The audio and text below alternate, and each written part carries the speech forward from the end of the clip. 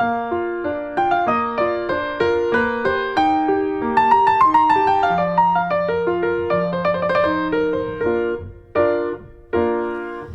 saudara, jumpa kembali dengan saya. Dan hari ini saya akan bercerita tentang sesuatu. Bermula dari kemarin itu tanggal 18 Oktober sore, saya melihat channelnya Pak Saifuddin Ibrahim yang sedang melakukan chatting ya dengan ketiga pengacaranya, yaitu Bapak Kamarudin Simanjuntak, Martin Simanjuntak, Pak Martin Simanjuntak, dan Pak Febri KC ya. Jadi berempat mereka berbicara mengenai update dari atau perkembangan keadaan MKC yang puji Tuhan sudah mulai membaik konon. Walaupun katanya bibirnya masih memble karena masih infeksi ya. Tetapi perkembangan yang baik, sudah mulai bergembira didatangi anak istri, itu membuat sukacita kepada kita. Tetapi sebagian besar dari chatting kemarin saya lihat membicarakan seorang YouTuber Indonesia yang kini tinggal di Eropa, yaitu saudara Joseph Paul Zhang ya. Saya tidak akan membicarakan materi tentang chattingan antara Saifuddin dan tim pengacaranya mengenai Paul Zhang. Saya kira itu urusan mereka. Walaupun itu nanti akan saya bicarakan juga di belakangan. Ya. Lalu saya lebih baik menarik kerja secara mundur sejak tim pengacara yang baru ini berdiri bersama atau diketuai oleh Saifuddin Ibrahim hingga sekarang.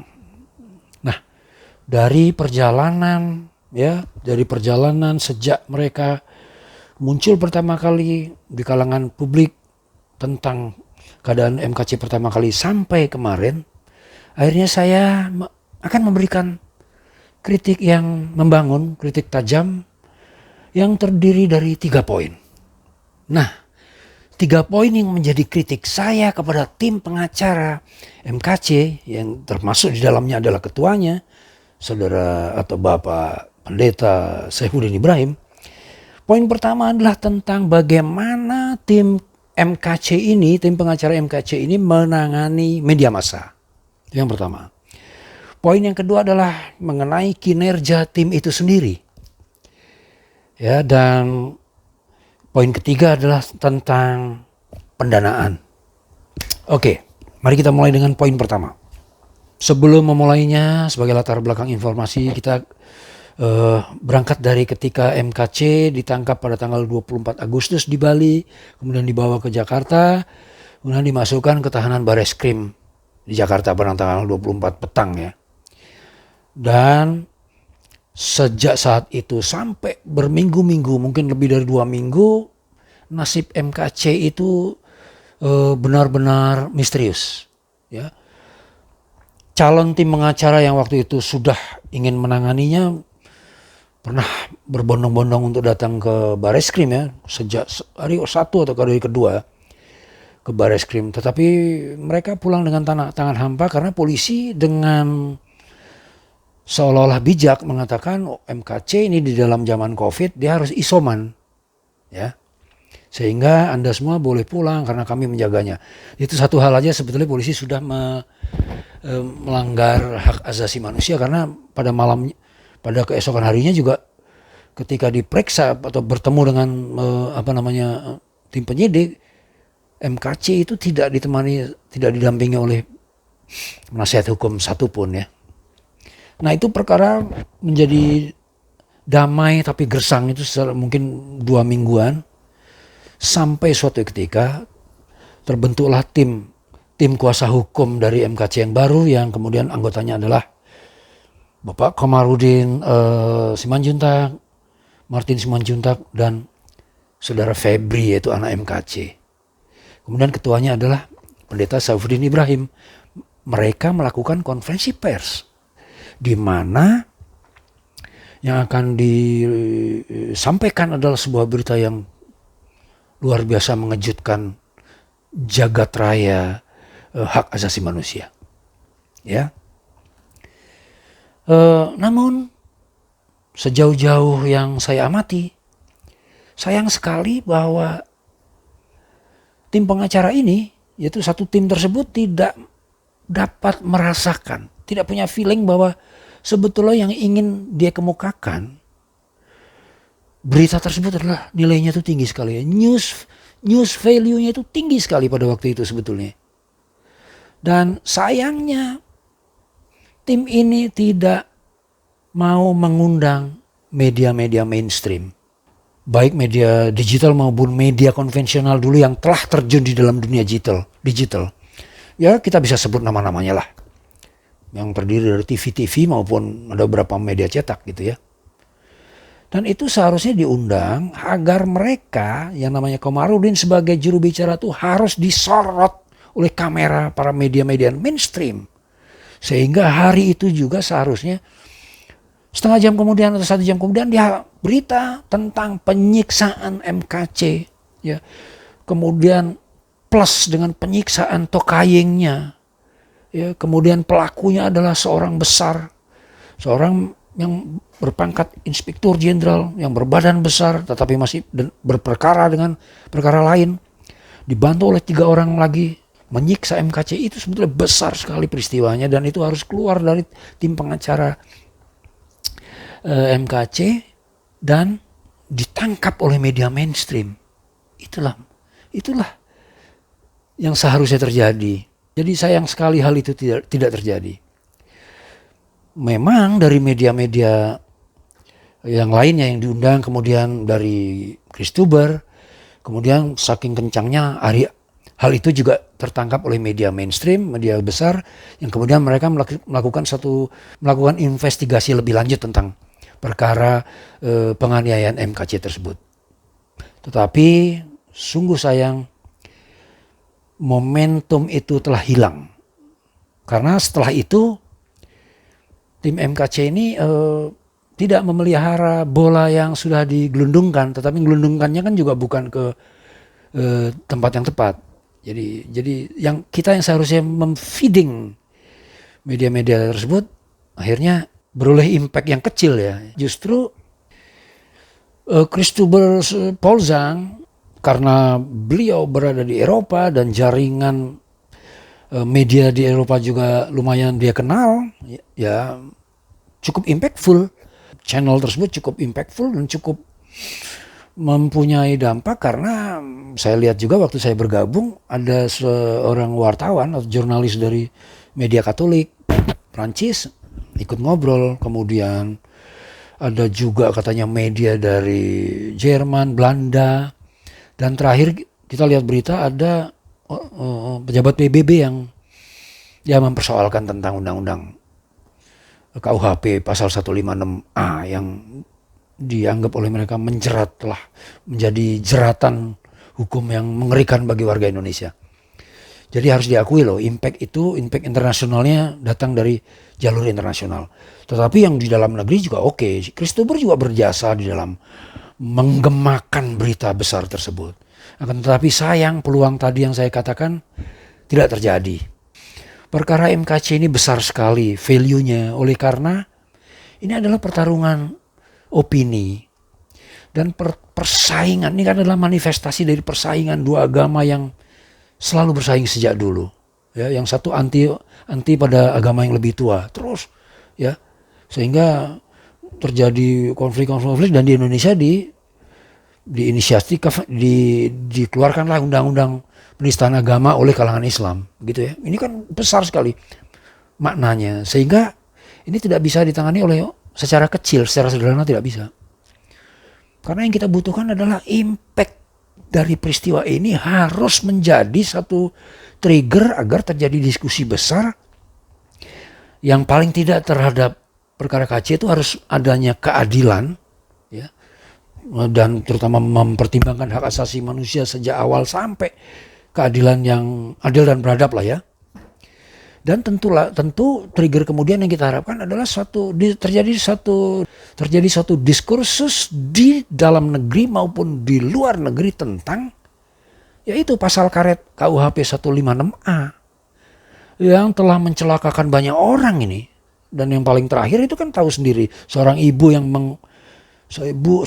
merasa terganggu dengan suara sebuah masjid, ya. Dan itu kan mungkin juga nggak diselidiki oleh pemerintah bahwa suaranya itu berapa desibel, yang menurut aturan kan 30 desibel, mungkin lebih dari itu.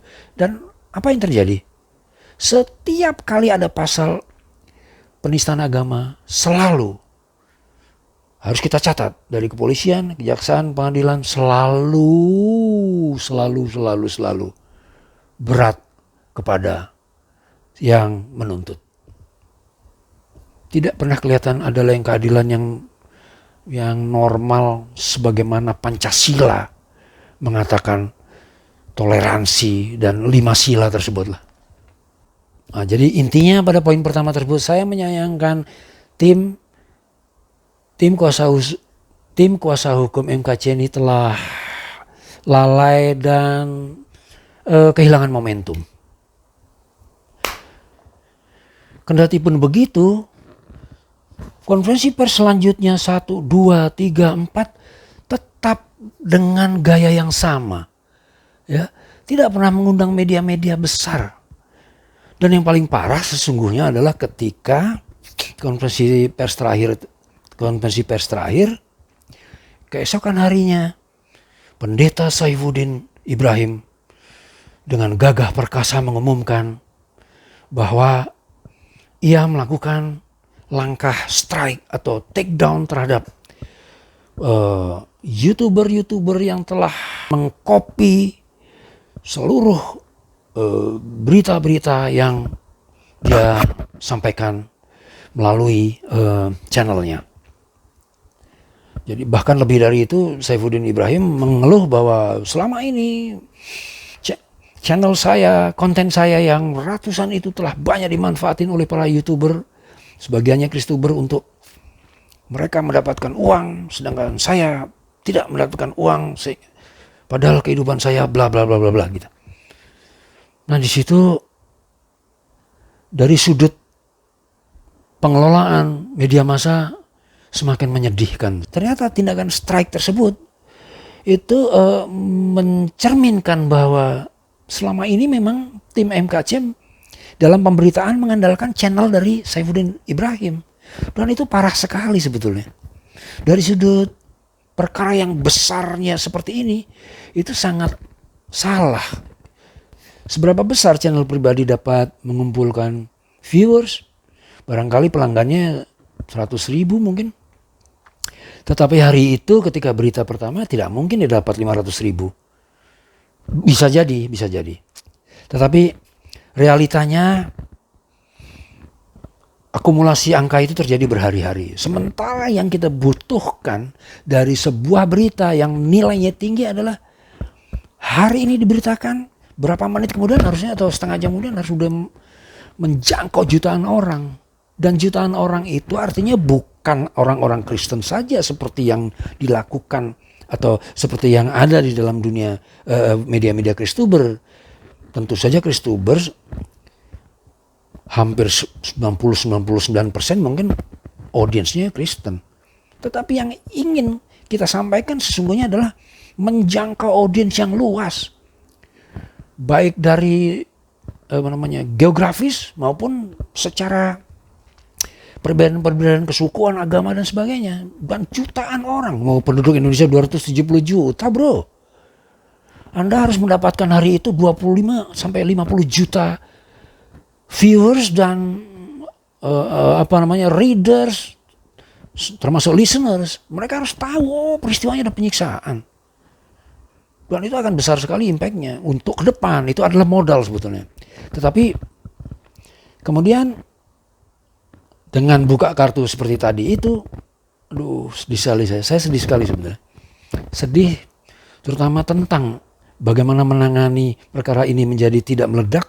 Yang kedua, sedih melihat pengakuan Bapak Saifuddin Ibrahim tentang channelnya yang mulai tidak menghasilkan gitu ya. Walaupun itu dia tetap besar loh sebenarnya.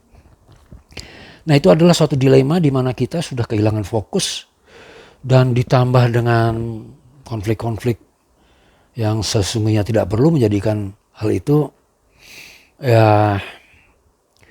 ya kinerjanya jadi agak terganggu ya. Terutama juga dengan timnya yang terlalu kecil, tim pengacaranya ya. Itu poin pertama, saya kira intinya adalah kita telah salah menangani media dalam arti dalam menggalang opini. Kita tuh harus menggalang opini yang positif agar kita nanti di pengadilan bisa lebih pede, dan tim pengacara akan jauh lebih tenang dengan public opini yang besar, baik secara indirect, tidak langsung maupun langsung. Barangkali nanti jika suatu ketika ada gerakan langsung gerudukan dari pihak Muslim, tentu kita juga harus ada pesaingnya gitu loh. Nah itu kan harus dipikirkan, dan itu bisa terjadi dari impact media tadi sebetulnya. Jadi sayang sekali bahwa penanganan medianya terjadi misconduct ya.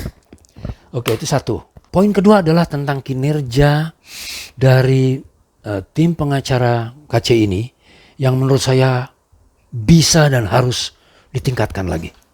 Ya. Dengan adanya P21, ya artinya perkara ini oleh polisi sudah selesai penyidikannya kemudian dikirim ke kejaksaan, berarti waktu untuk pengadilan sudah dekat sekali.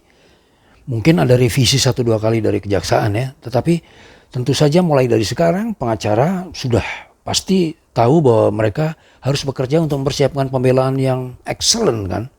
Nah, untuk meraih satu pembelaan yang excellent itu, ini membutuhkan tim yang agak besar. Jadi kita realistis sajalah.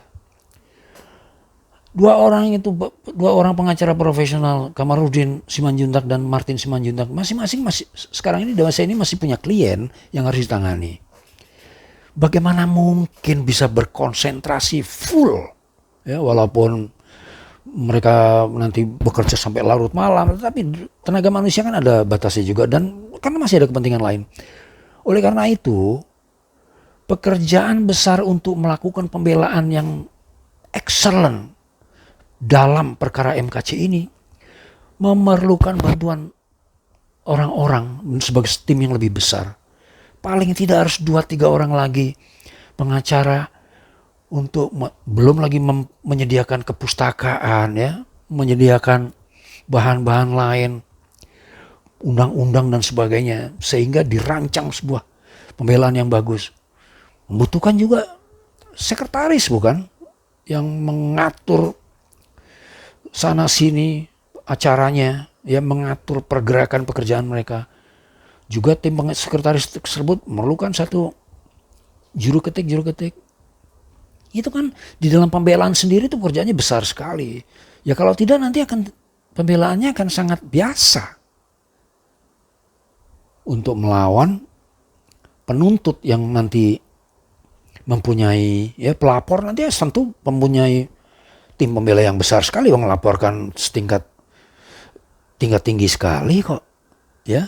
Dan kita sebagai rakyat juga jangan kehilangan peluang untuk adu pikiran untuk adu pembelaan, berdebat tentang pasal yang mengerikan ini gitu loh. Jadi saya kira tidak cukup 2 orang ini untuk mengerjakan sesuatu yang besar ya. Jadi harus ada inisiatif untuk menambah orang. Tidak logis lah sebuah pekerjaan besar hanya ditangani 2 orang. Walaupun kedua orang itu dapat mengerahkan teman-temannya. Apalagi pembelaan ini didengung-dengungkan dengan sistem pro bono. Ini sungguh, kalau saya sebagai salah satu orang Kristen menjadi agak miris ya. Miris sekali. Begitu banyak orang Kristen yang baik hati, mengapa tidak bisa berpatungan? Kan gak mungkin. Nah di satu sisi yang tadi perkuatan terhadap materi pembelaan itu membutuhkan, saya kira 2-3 orang diperlukan lagi oleh tim pengacara ini untuk masalah litigasi yang hukum ini ya. Nah yang masalah kedua di dalam tim ini harus dicari 1 atau 2 orang ya, yang satu untuk menangani media massa tadi yang saya katakan. Ini orang harus bekerja merancang suatu komunikasi media massa. Nanti dia tahu media massa mana saja yang harus diundang, channel-channel mana aja yang dia harus tangani gitu ya. Dan diusahakan orang ini harus bisa bahasa Inggris minimal. Kalau dia bisa bahasa Arab, ya, Prancis, Rusia itu lebih baik lagi. Ya. Bisa jadi orang butuh 2 orang ini karena kita juga membutuhkan penulis berita untuk terus membuat naskah-naskah yang harus dibacakan, mengirim rilis dan macam-macam lagi.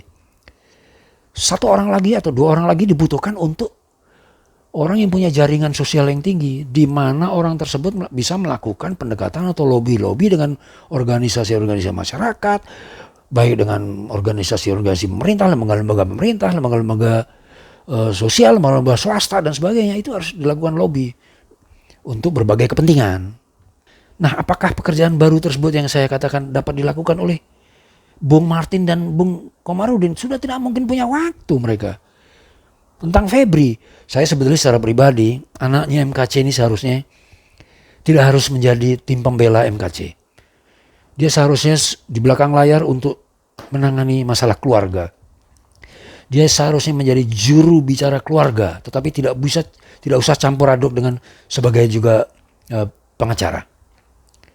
Urusilah ibunya dan bagaimana mentalnya dan bagaimana dia bisa menjadi juru bicara tentang kebaikan-kebaikan MKC. Yang tahu banyak kan anaknya.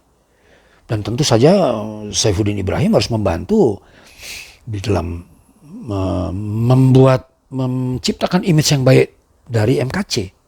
Agar MKC tidak menjadi seperti sekarang yang sangat tersudut oleh statement-statement terutama dimulai dari MUI ya. MKC itu seperti seorang yang hina apa-apa sehingga boleh dipukulin gitu loh. Itu yang paling sedih di sini nih. Ini harus ditangani oleh Dik Febri tadi ya. Jadi tidak usah gabung dengan tim pengacara. Saya rasa pengacara biarin aja yang senior-senior lah gitu. Belajar boleh atau Febri boleh bergabung tetapi nggak usah resmi menjadi tim pengacara. Itu juga bias ya, bias sekali dalam hal emosionalnya itu nggak boleh digabung seperti. Oke, itu yang kedua. Jadi saya usulkan lakukan perbesaran atau perkuatan tim pengacara MKC secara kualitatif maupun kuantitatif. Itu saya kira Pak Komarudin tahulah. Nah, poin ketiga, ya, kedua hal tersebut ya, dari tadi penanganan media maupun kinerja dari tim pengacara tentu membutuhkan dana. Nah, soal dana ini juga bukan soal hal yang ringan. Sebagai ketua tim pengacara MKC, tentu saja diharapkan agar Saifuddin Ibrahim itu bebas dari konflik dengan siapapun. You have to be free, you have to be more humble. Harus tidak emosional dalam menangani segala hal. Keluhan Pak Saifuddin Ibrahim yang dalam penggalangan dana begitu kecil itu juga itu menandakan bahwa Saifuddin Ibrahim harus merestorasi relasinya dengan teman-teman Kristen yang selama ini bersatu hati dan mendukung secara sukarela padanya.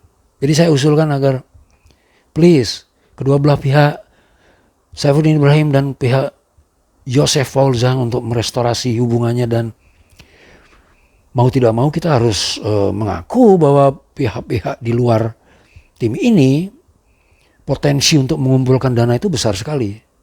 Ya, si Paul Zhang sudah terbukti dapat menggalang dana. Permintaan dia hanya ringan kok. Yaitu harus terbuka. Setiap bulan atau setiap setengah bulan kita harus membuka rekening itu telah terkumpul berapa. Jadi saya ingin mengoreksi komentar dari ibu istrinya Pak Saifuddin Ibrahim yang mengatakan, kok aneh ya, dulu kalau patungan berdonasi nggak pernah mau kelihatan orangnya. Oh, bukan itu maksudnya.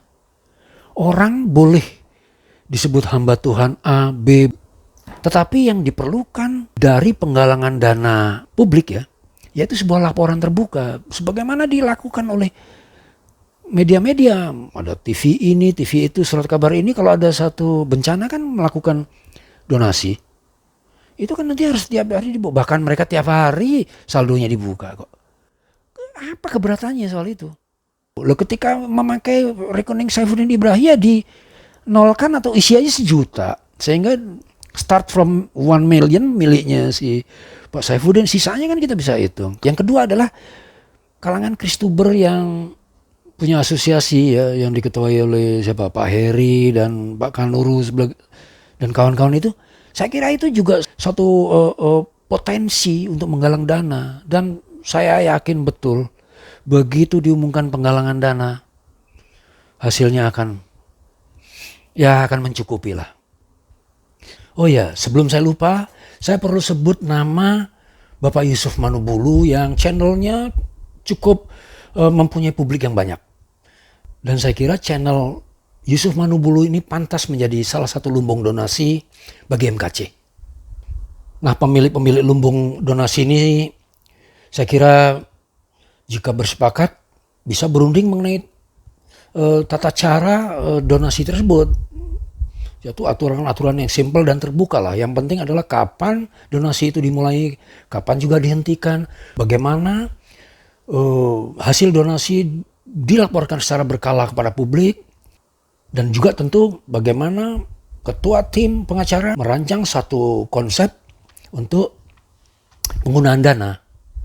Nah, yang penting juga bagi keluarga MKC, ini perlu dicatat oleh Ibu Muhammad KC dan anak-anaknya ya, terutama juga Febri itu, bahwa sejak menahbiskan dirinya sebagai apologet Kristen, MKC itu milik publik, terutama publik Kristen.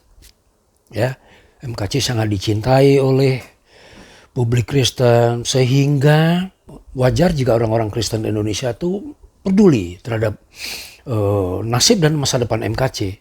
Jadi mengenai kemungkinan pengumpulan dana, saya kira itu tidak perlu izin dari ibu MKC dan anak-anaknya. Itu harus berjalan dengan secara otomatis sebagai solidaritas, sebagai sesama umat Tuhan. Kepada keluarga hanya diperlukan suatu pemberitahuan bahwa ini dilakukan dengan niat yang baik. Tentu niat yang baik, sebagaimana sering dikatakan oleh teman-teman, mudah-mudahan ada sisa dan sisa itu bisa digunakan untuk hidup MKC seterusnya.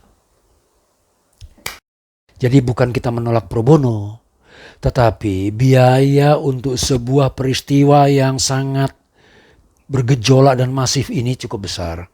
Ya, tapi seperti tadi yang saya ambil contoh, ketika dibutuhkan satu kontra demo, apakah itu tidak membutuhkan biaya untuk makan, biaya untuk itu kan, apa macam-macam lah, panduk segala-gala. Dan tentu harus ada imbalannya lah. Dan pengacara juga nanti kalau kita terkumpul kita harus ada imbalannya, walaupun puji Tuhan kedua pengacara yang sekarang ini tidak mau mengatakan tarifnya, tetapi bukan berarti kita terus tenang-tenang saja senang kalau itu gratisan. Itu salah. Mental itu seharusnya mulai dibuang. Karena kalau itu diteruskan, ya kalau nanti terjadi satu kekurangan, kita nggak bisa komplain apa-apa dong. Dan kita tidak patut komplain kalau itu pro bono terus. Jadi please lakukan satu istilahnya restorasi itu, rekonsiliasi. Mari kita rekonsiliasi. Paul Zhang dan lain-lainnya rekonsiliasi dengan tim pengacara ini termasuk Saifuddin Ibrahim. Permusuhannya kita rem dulu deh. Kita nanti bermusuhan lagi 3 bulan lagi setelah perkara ini selesai. Saya kira itu perjanjian yang fair adalah begitu. Ya, pengacara tim MKC ini termasuk Saifuddin Ibrahim ya secara man to man melakukan rekonsiliasi dan berjanji, oke, konsentrasi kita termasuk tadi dari Kristuber ya, deal bahwa kita berkonsentrasi pada perkara MKC yang sebentar lagi masuk pengadilan. Segala hal ini harus ditangani. Saya mau mendukung itu. Saya serahkan tenaga saya jika diperlukan untuk itu. Dan mereka boleh deal. Paul Zhang dan Saifuddin bilang, oke, Pak Komarudin, permusuhan kita tunda dulu ya. Mari kita konsentrasi kepada sahabat kita MKC. Begitu MKC selesai, mudah-mudahan masih ada gejolak, kita selesaikan lagi, selesai baru kita musuhan lagi ya. Kan bisa begitu. Oke saudara, sekian atau 3 poin itu saja yang dapat saya kemukakan. Dan maksud saya dalam melakukan masukan atau kritik ini tentu dengan cinta kasih saya kepada saudara MKC. Ya, kita selalu berdoa agar dia terus diurapi dan diberikan satu kekuatan batin maupun jasmaninya agar ia siap menghadapi segala tantangan. Dan kita terus berdoa agar hukumannya juga cukup wajar.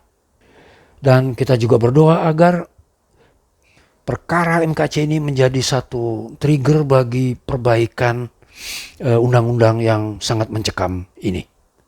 Nah saudara-saudara, sampai ketemu di lain waktu dan terima kasih atas waktu Anda mendengar ocehan saya. Shalom dan salam sehat.